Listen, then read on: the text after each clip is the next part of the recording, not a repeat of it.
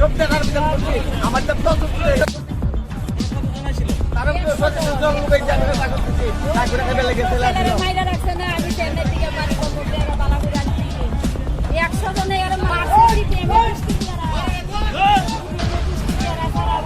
হামলা করছে তারা কেড়ে মারবো এই যে প্রমাণ পাওয়া গেছে এরা যে মারছে এনে সিপিএম এর তারা হামলা করছে এই প্রমাণ আছে আমরা এখানে আছে কথা আছে এখন তো গরম গরম টিফিন আছে আপনারা বানাই দিয়ে উঠবো ইটা কই হেরে ঘুষি দিয়া ওই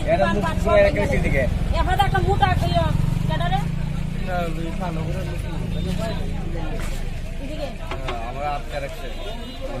আমি কয়েকটা বাড়ি ঠিক আছে তেয়ার আমরা করতেছে কয়টা করতেছে টিফিন তো একসিটা আমার ফট করে একসিটা কয় খিতুইছি কেন এমনটা মনে করে বাদ যায় ওরে তুইয়া এরপর দা আমার এখানে ভাই এক দুটো তিনটা মাছ মাইরা সেরা আর কয়েকজনে আমরা আটকেছে আর তো আধা ঘন্টা আগে রাজেশ ঘোষ এটা লাগতো না সত্যি বুঝি লাগতো কমিউনিস্ট পার্টির একটা মিছিল তারা খোয়াই শহর জুড়ে করেছে। মার্ক্সবাদী কমিউনিস্ট পার্টি কতটা উচ্ছৃঙ্খলতা রেখেছে, উচ্ছৃঙ্খলভাবে এই ত্রিপুরা রাজ্যে শাসন ক্ষমতা পরিচালিত করেছে তার প্রমাণ আজকে আবার দিয়েছে এই খোয়াইয়ের। আমরা প্রত্যক্ষ করেছি কোনো ধরনের প্ররোচনা ছাড়া, কোনো কিছু ছাড়া তারা আজকে কি করলো, আমাদের যে নতুন জেলা কার্যালয় হওয়ার জন্য যে জায়গায় আমরা টিনের বেড়া দিয়েছি সেই বেড়ার উপর তারা বেড়া ভাঙচুর করেছে। এখানে এসে একটা দোকান সেখানে ভাঙচুর করেছে। কোনো ধরনের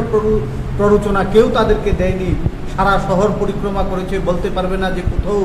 ভারতীয় জনতা পার্টি কোনো ধরনের তাদেরকে উত্ত্যক্ত করার চেষ্টা করেছে। কিন্তু তারপরেও আমরা প্রত্যক্ষ করলাম তারা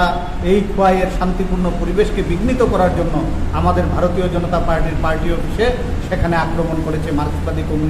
কমিউনিস্ট পার্টির ক্যাডার বাহিনী। তাদের পার্টি অফিস থেকে ফ্ল্যাগ লাগানো লাঠি নিয়ে গিয়ে সেখানকার দোকান ভাঙচুর করেছে এবং আমাদের পার্টি অফিসের বেড়াতে তারা বেড়া ভেঙেছে তারা। তো আজকে আমি খোয়াইবাসীর কাছে